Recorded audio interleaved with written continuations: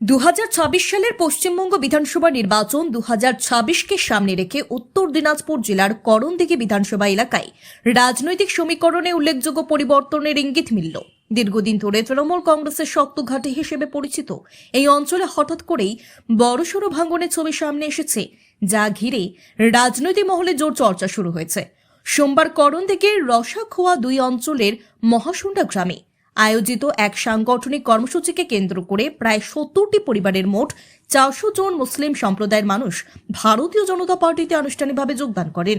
এই বিশাল যোগদান পর্বে উপস্থিত ছিলেন করণদিঘি বিধানসভা কেন্দ্রের বিজেপি প্রার্থী বিরাজ বিশ্বাস। তার হাত ধরেই নবাগতদের হাতে দলীয় পতাকা তুলে দেওয়া হয় এবং তাদের দলে স্বাগত জানানো হয়। যোগদানকারী নতুন সদস্যদের বক্তব্য অনুযায়ী দেশের প্রধানমন্ত্রী নরেন্দ্র মোদীর উন্নয়নমূলক ভাবনা এবং সোনার বাংলা গড়ার লক্ষ্যে অনুপ্রাণিত হয়েই তারা এই সিদ্ধান্ত নিয়েছেন।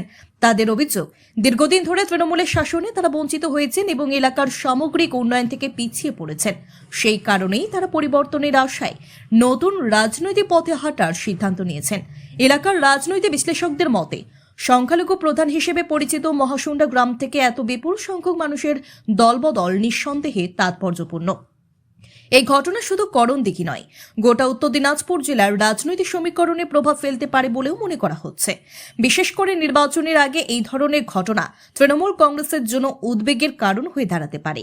এই প্রসঙ্গে বিজেপি প্রার্থী বিরাজ বিশ্বাস বলেন, মানুষ এখন আর বিভাজনের রাজনীতি চায় না, তারা উন্নয়নের রাজনীতিতে বিশ্বাসী।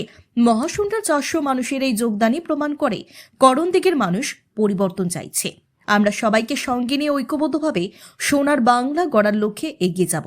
সব মিলিয়ে করণদিঘির সাম্প্রতিক রাজনৈতিক পালাবদল আগামী নির্বাচনে বড় প্রভাব ফেলতে পারে বলে মনে করছে রাজনৈতিক মহল। এখন দেখার এই পরিবর্তনের ঢেউ শেষ পর্যন্ত ভোটের বাক্সে কতটা প্রতিফলিত হয়। শালমারি গ্রামের বিশেষ করে আমাদের মাইনরিটি ভাই বোনেরা, বিশেষ করে বরিষ্ঠ এখানকার যে জনগণরা, তারা যে বর্তমান এই 3 দশকে বিশেষ করে যে কোনো উন্নতি হয়নি, সেই উন্নতির থেকে মানে যে অবনতি হয়েছে, বিশেষ করে সেই অবনতির থেকে নিজেকে বাঁচানোর জন্য ভারতীয় জনতা পার্টি তারা জয়েন করলো। আজকে সব পরিবারকে তাদের আমরা স্বাগতম জানাই ভারতীয় জনতা পার্টির পরিবারে। এবং তারাও বুঝতে পেরেছে যে এই 3 দশকে কোনোই রাজনৈতিক দল সবাই খালি ধুল আর ধোকাই দিয়ে চলেছে।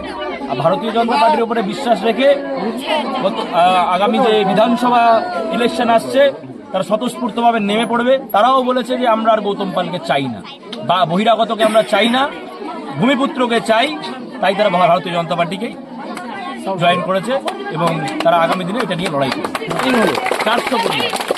এই যে হারিয়াবুতে আমরা গ্রামের উন্নয়ন আর এই যে সামনে আমাদের বিধানসভা তৃণমূলের এমএলএ ছিল, উন্নয়ন কিছু করেনি, সেই পরিপ্রেক্ষিতে আমরা পরিবর্তন নিয়ে আসার জন্য এখানে প্রায় 400 পরিবার বিজেপিতে জয়েন করলো।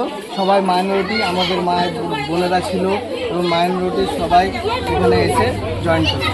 এখানে উপস্থিত ছিলেন আমাদের মণ্ডল প্রেসিডেন্ট ভগীরথদা 2 নম্বর মণ্ডলের, আমাদের জিএস ছিলেন জয়দেব ভূমিক এবং আমাদের অতিথি বিরাজ বিশ্বাস সামনের এমএলএ এখানে আমাদের উপস্থিত ছিলেন। এসে আমাদের জয়েনিং শুভকামনা করে গেলেন এবং আমরা আশা করি মাইনরিটির জন্য ভালো কিছু নিয়ে আসার জন্য, পরিবর্তন আনার জন্য বিজেপিকে আমরা সমর্থন করছি। আপনার নাম? শাহনওয়াজ আলম, মাইনরিটি মোর্চা মণ্ডল প্রেসিডেন্ট।